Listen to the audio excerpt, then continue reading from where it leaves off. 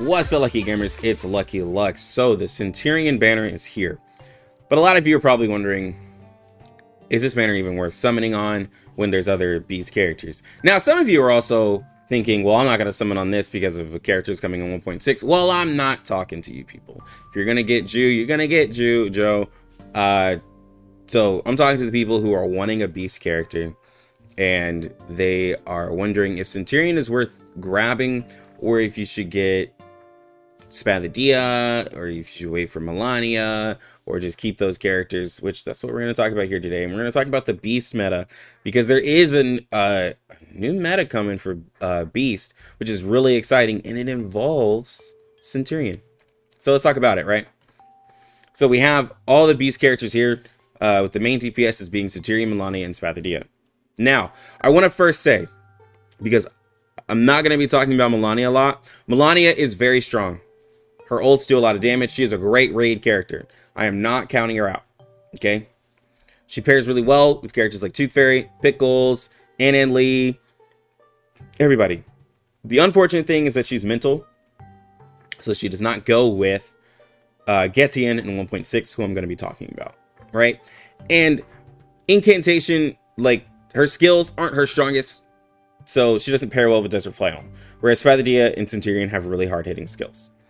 So when I talk about all of this and you're like, okay, where's Melania? Melania is great. She's amazing. She just needs, just like Black Dwarf, just like everybody else who's mental, just needs better supports. So I just want everyone to know that, who thinks I'm not talking enough about Melania. I'm just kind of excluding her from all of this, only because I want to talk about Centurion mainly, right? I want to highlight Centurion and how she can still fit into the new meta. So if you have a Melania, then you don't have to get Centurion. You can love her, right? Okay, so anyways, let's go ahead and talk about Getian real quick. If you don't know about him, he's a character that's coming out in 1.6. Birdman, right? So he's really cool. He can lower reality defense with the skill 1. But then main thing is he does a mass debuff with this ult, which is a domain, a whole new ability. Domain expansion is what we're getting into in 1.6 in the second half. He can increase crit damage and further increases crit damage for reality characters. He also gets extra Moxie, depending on the number of reality damage units present on the team, right? So he's able to get Moxie for just being on a reality damage team. He can raise their crit damage from this ult, and then also lower reality defense. Really strong, right? There's 3 characters really who can all benefit from that. And so when we're talking about a team synergy, we want everybody to benefit. So I'm going to be kind of going through the team here real quickly, how this team works in the future. So whether you have Centurion or Spadadea, they're going to be your character on this Beast team. Centurion has a really good crit rate that she has naturally, and you can boost that further with other, with your Resonance, or if you want to use Thunder TA, you can do that as well. The main focus that we're going to be talking about is this skill right here. This skill does a lot of damage. It gets extra reality damage, is going to be 100% if you have 5 Moxie. You should shoot to have 5 Moxie on Centurion and avoid using the ult in most situations, because there's another character who can handle the AoE with Shemaine, right? So we are wanting our single target damage dealer being Centurion, spamming this ability. You know, you can use the ult if you need to clear out some enemies, but mainly we're focusing on a big boss. We're using this, right? We already know that she gets extra damage for every Moxie that she has. She can get extra 30% damage, has extra crit rate. Really good character. And then if you end up getting a portrait or something on her, the first one upgrades Victoria's General, which will upgrade the amount of damage that she gets bonus, right? So if you get that, you get that. And then you have Hopscotch, which gives Incantation Might, His Bound on Duty, Thunderous Applause, and Cry to the Heart if you want to use it, but you should put that on your Shemaine. So Thunderous Applause and Hopscotch are going to be the 2 that we're going to talk about. And I know TA is not people's favorite because it's just not as good for people, but we're going to talk about it, okay? And then her crit rate at level, well, really, once you get her to Insight 3, you're at 19%. The extra 10% that you get from the Insight 2 is there, which is really helpful, right? So you're going to be sitting at like 30, almost 30%. And that's not including what you can do with your resonance. So you can get this character's crit rate pretty high. And that's the reason why I'm talking about TA for what we're going to be using the character for.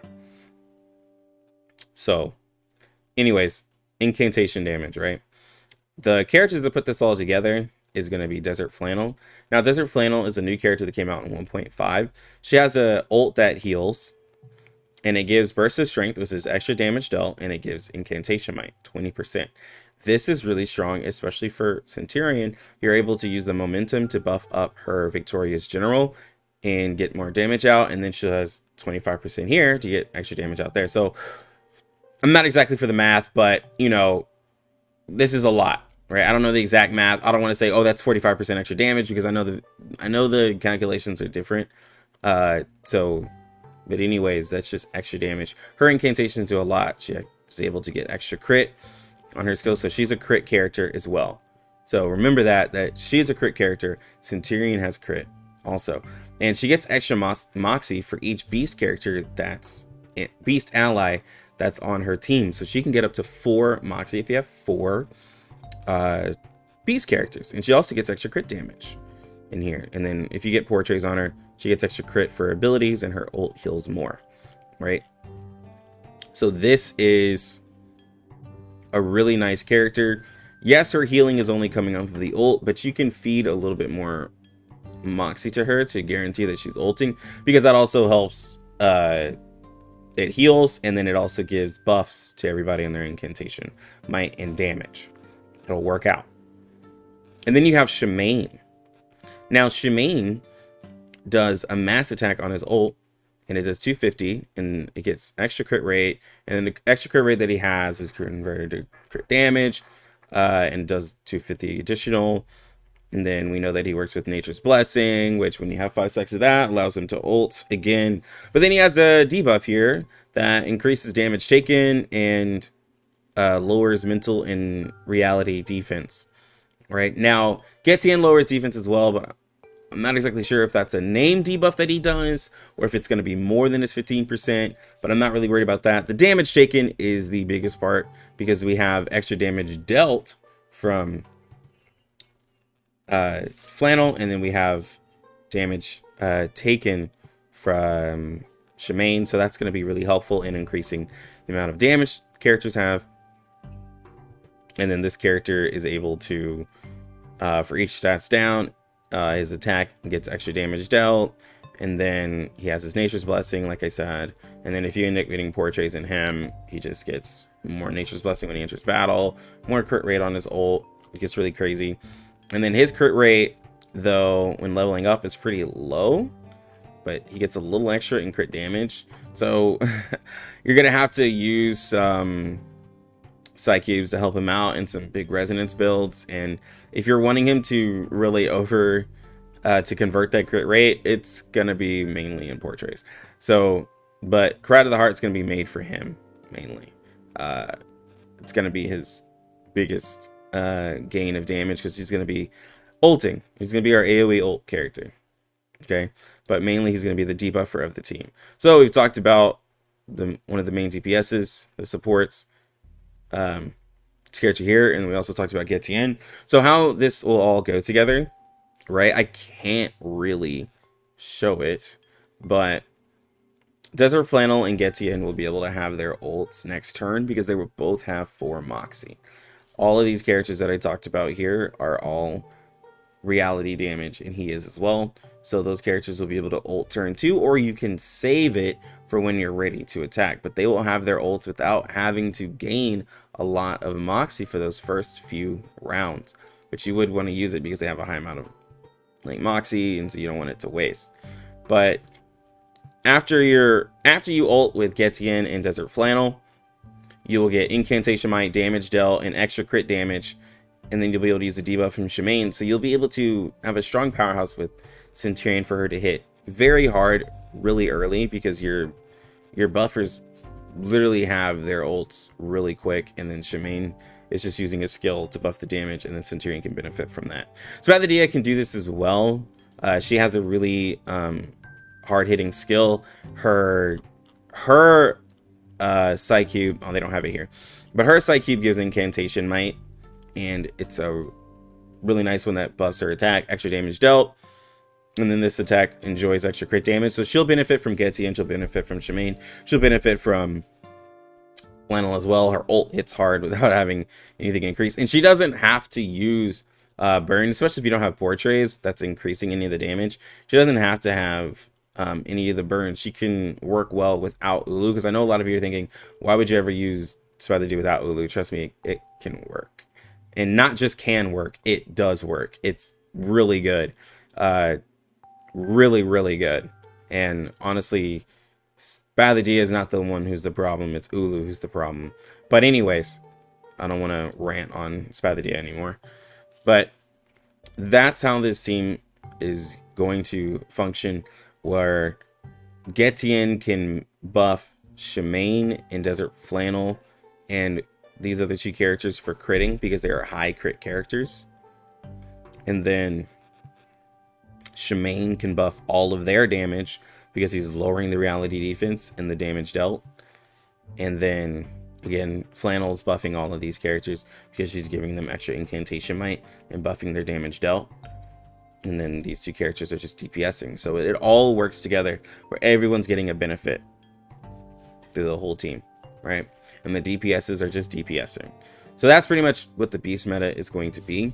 So I said all of this to say, and I talked about all of this to say, right, that regardless of who you go with, it's going to be very good options. The thing is that if you're skipping Centurion and you're choosing to go with Spathia, then that means you're going to need to save, because you're going to have to get Spathia, and then you're going to have to summon in, well, I highly advise to get Shemaine. But then you're going to have to go for Spathia in 1.5, and then get Getien in 1.6. If you're going for Centurion, then you're going to have to get Centurion, and then you're going to have to turn around in a couple weeks and get Shemaine. But then you'd be able to save all the way up until 1.6 to get Getien. So there's options. And then also, if you're wanting a 5-star option that can work with this team, Sweetheart is a very good character as well. I said this to one specific person I know out there who has Sweetheart leveled all the way up. She can work really well too. Sweetheart's a decent character. Not obviously as strong as the 6 stars, but can work as a 5-star option as well, right? But this is pretty much what the Beast team is going to look like in the future. We're going to be using this once Getien comes out. I'm going to be doing the Spathia version of it though, because I don't have Centurion. I'll try to do the Sweetheart version eventually if I can level her up. But we're going to do the Spathia version of this team with Spathia, Shemaine, Getien, and Flannel. And we'll see how it works in the raid, because the raid will be out. And you'll be able to see the damage, and it'll be pretty nice. It's very exciting to see this team, but I've been rambling long enough. I just wanted to show you guys what Beast is going to be looking like in the future. It's really exciting that they have a team that they can make, and they have like characters like Flannel who work specifically with Beast. So we might see this in the future with other classes as well, because I know that Druvis was the only character at first who had a Flatus specific insight. So Desert Flannel also does now too. But anyways, if you enjoyed this video, please hit the like button. Comment down below if you have anything to say, if you're excited for these characters, or if this sounds like a really interesting team, let me know. And then also sub to the channel, because we're almost at 5K. Remember, there's a nice little thing I'm doing for people, not for people, but for all of you guys at 5K. So help me push up there. We're like 130 away. And then make sure to click the bell. That way you know when I go live, because we do live streams. We play R99. We play a couple other games now. And so I really want to make sure that you guys are there. But anyways, I'm going to go ahead and get out of here. You lucky gamers, have a good one. Lucky Lex out.